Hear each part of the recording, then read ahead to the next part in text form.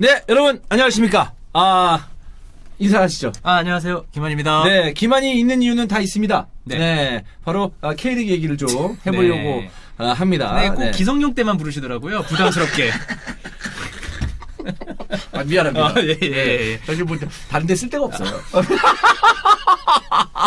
저는 또 히든풋볼 EPL에서 해외 축구 얘기를 하고 있기 때문에 쓸데없는 놈입니다. 네, 예, 그렇지 않습니다. 네. 지금 많은 팬분들이 사실 뭐 기만의 얘기는 뭐 나중에 밝혀지면 틀린 걸 수도 있어요. 그러니까 정보가 안 맞은 걸 수도 있으나 그래도 신뢰할 만하다. 환희볼은 그래도 굉장히 신중하게 얘기하는 편이기 때문에 신뢰가 간다. 네. 약간 이런 평가가 있기 때문에. 네, 고맙습니다. 이런 사건이 있을 때 좀 더 예민한 이야기를 할 때는 사건이요? 사건이라기보다 어쨌든 이런 어떤 얘기할 거리가 있을 때 또 예민한 이야기를 할 때는 네. 기만이 꼭 필요합니다. 예. 그래서 기성용 이야기를 한번 해보려고 합니다. 기성용 선수가 다시 한번 한국 복귀를 생각할 줄은 몰랐어요. 네, 네. 그렇습니다. 사실 한번 실패하고 나서는 주변에 이제 대표팀 선수들에게 K리그 가고 싶다, 한국 가고 싶다. 근데 나 못 가잖아. 이런 뉘앙스를 많이 비쳤어요. 네. 실질적으로 이제 구자철 선수 유튜브에서 둘이 얘기하는 이제 영상으로 얘기하는 컨텐츠가 있었는데 네. 거기서도 슬쩍 이제 K리그 뭐 약간 이런 식으로 그리움을 표시를 했는데 그럼에도 불구하고 마음속에는 그래도 한번 다시 K리그 오겠다는 생각을 한 것 같아요.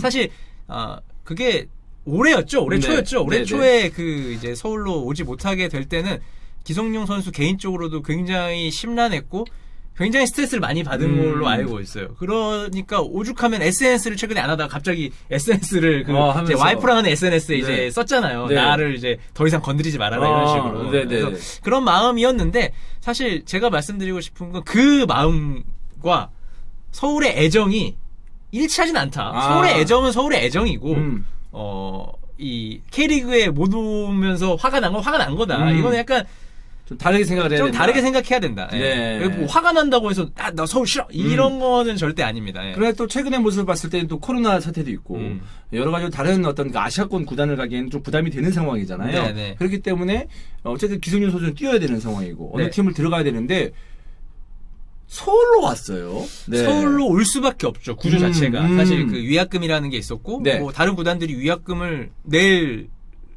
위원석까지 데려올 의지는 없었으니까. 그러니까 그런 거죠. 그러면은 이전에 기성용이 처음에 K리그 복귀를 타진했을 때는 위약금이라는 존재를 그렇게 좀 심각하게 받아들이지 않다가 다른 구단들이 몰랐을 확률도 있고. 몰랐을 확률도 있고. 이거 하다 보면 해결되는 거 아니야라고 생각했을 수도 있고. 근데 이게 간단치 않은 문제였었고 그러면서 이제 전북도 포기를 했잖아요. 네네. 그래서 이번에 복귀를 할 때는 다른 구단들이 이 기성용을 영입하시는 구단들이 그렇게 적극적이지는 않았겠네요. 네, 아니 기성용은 K리그로 오면 서울이 어쨌든 1순위다. 뭐 사이가 안 좋아졌든 계약이 안 됐든 어쨌든 다시 서울이랑 얘기하는 건 그거는 변한 사실이 아니에요. 몇 가지 이유 때문에. 그러니까 왜냐하면 서울에 대한 애정도 있고 그 다음에 계약적으로도 어떤 그 부담이 그렇죠. 있고 그렇기 때문에 기성용을 원하지만 어쨌든 서울을 거쳐야 된다. 네네. 이 생각이 있는 상황이었네요. 그러면 기성용 선수 입장에서는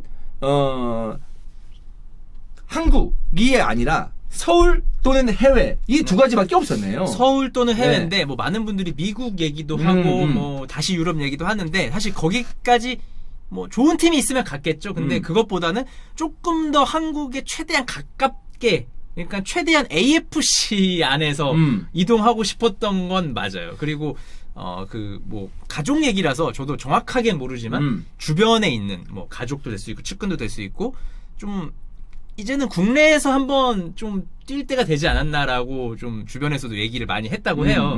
그래서 특히 이제 가족들이 또 한국에 들어와 있고 기성 선수가 스페인에 혼자 4개월인가 5개월 살았거든요. 그렇지. 근데 한 경기 뛰고 3개월을 거의 반격리식으로 들어가 있었잖아요. 그래서 좀 한국에 대한 그리움, 가족에 대한 애틋함이 굉장히 심해져서 기성용 선수의 아기가 제 첫째랑 나이가 비슷하거든요. 네. 네, 지금 초귀여울 때입니다. 맞아요. 네, 지금 전화 통화하면 말귀 다 알아듣고 네. 말하는 거 보면, 그러니까 가족하고 있고 싶죠. 아니 네.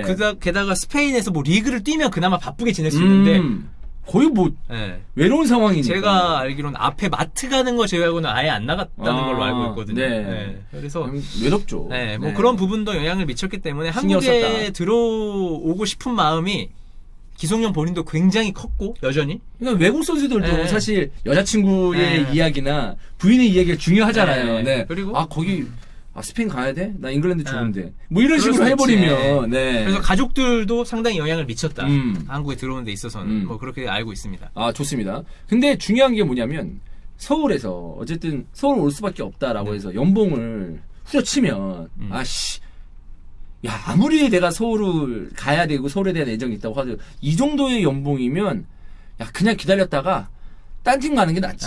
이 생각을 할 수 있단 말이에요. 그러니까 아마 서울이 지난 겨울처럼 기성용과 얘기했더라면 이번 여름에도 안 됐을 거예요. 네. 좀 달라졌구나. 네, 서울의 태도가 당연히 달라져야죠. 네네네. 사실 네네. 겨울에 우리가 우리는 고생 안 하지 않았지만 그 팬분들이 그 날마다 그 기성용의 그 조그만 얘기들을 듣고 일희일비하고 서울 구단도 상당한 비판, 비난에 시달렸고 뭐 그런 상황들이 있었으니까 서울 구단도 당연히 이거를 이렇게 하면 정말 팬도 떠나고 기성용도 떠나고 다 안 되겠구나. 게다가 서울의 성적이 뭐 지금 좋습니까? 그것도 아니잖아요. 아니지. 네. 뭐라도 그러니까 구세주가 필요한 상황이에요. 네, 그래서 사실. 서울 입장에서는 사실 겨울처럼 했다가는 네. 그래서 뭐 저는 서울이 비판받을 포인트는 있지만 어쨌든 기성용과 지금 계약을 앞두고 있고 오늘 이제 매트 테스트 하거든요. 네. 그런 거는 서울을 또 뭐 욕할 수는 없다. 그 부분은 칭찬해야 된다라고 생각을 해요. 네. 어떻게든 데려왔으니까. 네, 어떻게든 데려왔으니 결과적으로. 네.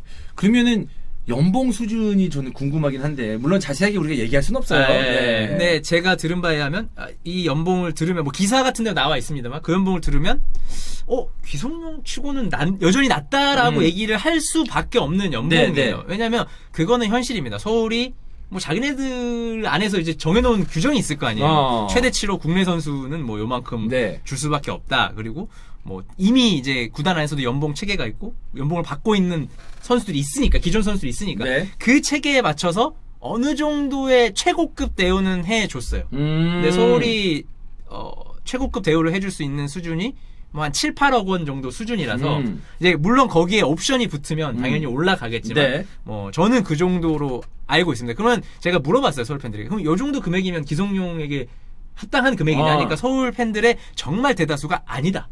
더 줘야지. 절대 아니다. EPL에서 뛴 선수가 그 정도밖에 못 받냐라는 얘기를 많이 하시더라고요. 또한 뭐 기성용의 폼을 보장할 수는 없지만 지금의 이청용을 봤을 때는 진짜 클래스가 다른 모습이 좀 있잖아요. 그러면 그 정도만 보여준다면 그 정도까지도 아니더라도 연봉 이상의 활약을 하지 않을까라는 생각을 그런 생각을 기대할 수 있죠. 네, 당연히 기대하고 저는 잘할 거라고 뭐 확신합니다, 솔직히. 그래요? 네. 왜냐면 솔직히 국가대표 A매치 우리 답답한 슈틸리케 시절 기억하시죠? 네네네. 그때 유일하게 우리가 마음이 뻥 뚫렸던 선수가 누굽니까? 기성용이었지. 정말 그때는 솔직히 다른 선수들 많이 부진하기도 했어요. 근데 정말 기성용만큼은 대표팀 안에서 빛났단 말이에요. 그런 걸 봤을 때 저는 항상 기성용에 대한 기대치는 있고 그리고 이제 많은 유럽에서 뛰다 들어온 선수들 보면 그 템포가 솔직히 다르잖아요. 그래서 유럽 템포에서 뛰다가 들어오면 이제 일단 들어온 해는 이게 몸이 다르면 괜찮습니다. 부상만 없으면 저는 기성용 선수는 탑 클래스 활약을 100% 한다라고 확신해요. 뭐 이런 얘기까지 하는 해외파 출신 선수를 봤어요. 좀 느리게 보인다.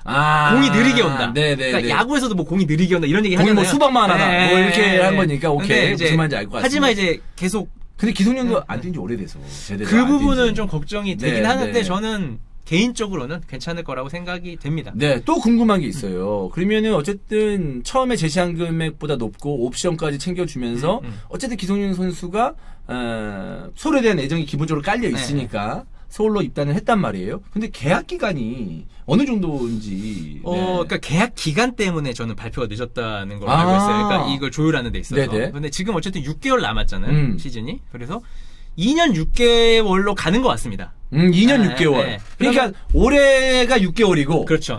두 시즌을 더 뛴다 이렇게 생각하면 되는 내년부터. 3시즌을 뛸 수 있는 계약이다라고 알고 있고, 뭐 이 정도면 계약 기간만 놓고 봤을 때는 어느 정도 좀 중간에서 타협을 한 게 아닌가라고 생각이 되는데 이제 어제 보도에 따르면 바이아웃이 들어갔다고 나왔어요. 근데 뭐 저는 그 기사는 일단 기본적으로 신뢰를 하는 편입니다. 저도 이제 기사에 대한 판단을 하니까 신뢰를 하는데 이제 바이아웃이 국내 제한 바이아웃도 있고 해외와 통칭하는 바이아웃이 있을 수도 있어요. 그러니까 뭐 예를 들어서 해외 구단으로 좀 세부적으로 나눌 수 있는데 그 부분은 확인된 바가 없어서 제가 말씀드릴 수는 없고 어쨌든 바이아웃이 있을 확률이 높습니다. 네. 그래서 그러면 기성용 선수 입장에서는 만약에 그러니까 이거는 뭐 그 어떤 팬에 대한 심정을 배제하고 얘기하는 거예요. 네. 선수 개인을 봤을 때 만약에 내년에 굉장히 좋은 플레이를 보여줘요. 그러면 위약금이 사라지는 거잖아요. 사실 어쨌든 서울로 복귀를 했으니까. 예. 그럼 기성용 선수를 영입했을 때 그 바이아웃만 지불하면은 누구나 쉽게 선수를 살 수 있다. 네. 그런 가능성. 그러니까 기성용 선수 본인 입장에서는 내가 내년에 보여주고 혹시 아직 나이가 좀 부담되는 나이잖아요. 근데 마지막 한 번 뭔가 선수로서 인정을 받으면서 많은 연봉을 받을 수 있는 기회를 받겠다라는 의지로도 해석할 수 있는 거 아닌가요? 그 두 가지로 해석할 네. 수 있는 거죠. 네. 근데 두 가지인데 1순위, 2순위로 봐야 돼요. 1순위는 바이아웃을 넣은 경위를 봐야 되는데 기성용 선수의 경우는 아니지만 대부분의 바이아웃을 넣을 때 많은 사례를 보면 연봉을 높게 줄 수 없을 때 바이아웃을 당근으로 주는 경우가 상당히 많아요. 아하, 네. 그러니까 예를 들어서 크게 갑시다. EPL로 100억을 원해 선수는. 근데 구단이 줄 수 있는 건 예를 들어서 50억이야. 그러면 미안한데 50억 줄게. 근데 난 너랑 꼭 계약하고 싶어. 그 대신 50억에 바이아웃을 넣어줄게. 너가 이 정도 금액이면 나갈 수 있게 해놓으면 괜찮지? 라고 하면 선수가 구단과 재계약을 앞두고 또는 재계약이 제의왔을 때 마음에 안 들면 바이아웃을 통해서 나갈 수가 있단 말이에요. 그렇지. 그런 거죠. 그러니까 한마디로 우리가 해외 사례를 봐도 얘 몸값이 이 정도밖에 안 해? 라는 선수들이 있거든요. 바이아웃이 이거밖에 안 해? 홀란트. 홀란트. 근데 이런 게 있는데 결국 그런 거잖아요. 그러니까 이 선수가 필요하긴 한데 네가 우리 팀에서 잘하고 그다음에 만약에 다른 팀이 이런 적정한 금액의 오퍼가 들어온다면 졸라 쿨하게 보내줄게. 계약하자. 이런 거 아니겠습니까? 그렇죠. 네. 그래서 그거를 기성용 1년 뒤에 나가려고 안 해라고 해석하면 안 된다고 저는 생각을 해요. 왜냐면 바이아웃은 어떤 선수에게나 있을 수 있고 어떤 상황에서든지 들어갈 수 있고 선수의 권리거든요. 계약서. 또한 그 바이아웃이 아까울 만큼의 그 안 좋은 활약을 할 수도 있어요. 그건 모르는 일이에요. 그러네. 네. 그래서 예를 들어서 서울과 기성용 측이 얘기할 때 바이아웃 넣기 싫었다면 기성용에게 K리그 최고 대우를 해줬으면 아마도 제 개인적으로는 바이아웃이 들어가지 않았을 확률이 높은데 사실 서울 입장도 생각을 해줘야 되잖아요. 뭐 서울 구단이 어마어마하게 돈을 막 때려 박을 수 있는 지금 사정도 아니고 하다 보니까 서울이 줄 수 있는 돈 그리고 거기다가 바이아웃 그리고 옵션 정도 이렇게 그러니까 접점이 바이아웃이라고 볼 수도 있겠네요. 그렇죠. 네, 그거를 네. 붙여줄 수 있는 그러니까 이 금액에도 기성용이 올 수 있는 어떤 포인트 하나가 바이아웃이 될 수 있죠. 네. 기성용이 오는 과정에서 굉장히 많은 일들이 있었겠죠. 근데 그러니까 가능성을 좀 많이 열어놓은 게 아닐까요? 그렇죠. 사실 그 바이아웃을 통해서 나갈 수도 있고 근데 안 나갈 수도 있어요. 그렇죠. 그리고 네. 이제 바이아웃이 발동될 때쯤에 서울이 재계약 제시를 할 수도 있습니다. 그렇지. 계약서를 다시 써서 바이아웃을 없앨 수도 있어요. 그렇기 때문에 지금 바이아웃을 가지고 기성용이 어쩌네 나갈 거네 이 얘기하는 거는 일어나지 않은 일이기 때문에 저는 조금 소모적이다 이런 논쟁을 하는 건. 어쨌든 그냥 여러 가지 가능성이 열어둔 거다. 네. 이게 편하게 생각하면 될 것 맞아요. 같고 특히나 아까 환희가 계속 얘기한 것처럼 서울이 줄 수 있는 금액이 한계가 있기 때문에 거기에 대해서 플러스로 뭔가를 당근을 좀 넣어줘야 되지 않겠습니까? 네. 그거의 일환으로 좀 보면 네. 될 것 같습니다. 어쨌든 그걸 떠나서 지금 서울 팬들은 서울이 지금 사실 너무 어려운 상황이잖아요. 네. 그럼 바로 이제 기성용 선수가 이제 매치핏이 된다면 나올 수가 있는 상황이기 때문에 서울의 반등을 하는 데 있어서 기성용이 큰 역할을 하는 게 하는 그 모습을 보는 간절함이 있지 않을까라는 생각입니다. 서울이 고칠 게 많아요. 수비부터 시작해서 다 지금 뜯어 고쳐야 되는데 이 기성용 선수 하나만으로는 뜯어 고칠 수 없죠. 없죠. 그게 이제 전술적인 부분과 같이 어우러져야 기성용 선수의 효과가 저는 극대화된다고 생각하는데 저는 주목할 건 어쨌든 K리그에 기성용 왔다. 근데 이게 포인트인 것 같아요. 이게 서울 팬이든 다른 팀 팬이든 어쨌든 활력소가 될 수 있는 포인트잖아요. 우리에게도 마찬가지예요. 그렇지. 그러니까 이청용 플레이를 이제 지난 주말에도 저는 봤는데 이게 활력소가 돼. 경기가 지루하든 재밌든 이청용은 이청용이야. 팬 입장에서. 네, 그렇죠. 그래서 저는 기성용도 이청용이 보여줄 만한 퍼포먼스를 보여주고 있는 퍼포먼스를 충분히 보여줄 수 있다고 생각하기 때문에 K리그 모든 팬 입장에서는 호재다 라고 생각하고 기성용이 나가네 바이아웃 이거는 내년에 얘기하면 될 것 같습니다. 네. 재계약을 할지 뭐 바이아웃을 발동을 할지 이거는 지금 당장 얘기할 부분 활약을 아니고 봐야죠. 그냥 알고만 있으면 된다. 아, 네. 그럴 수도 있겠구나라는 정도. 예. 네, 알겠습니다. 이렇게 또 김한과 함께 기성용 선수 이적에 대해서 하나하나 정리해봤습니다. 다음에 또 네. 이적 소식이 있으면 다음 바이아웃이 많이 발동되냐 안 되냐 이해할 때 그러면 전 인스타 TV에서 1년 뒤에 볼 테니까. 네, 네. 기다려보겠습니다. 네. 1년 뒤에 봐요. 고맙습니다.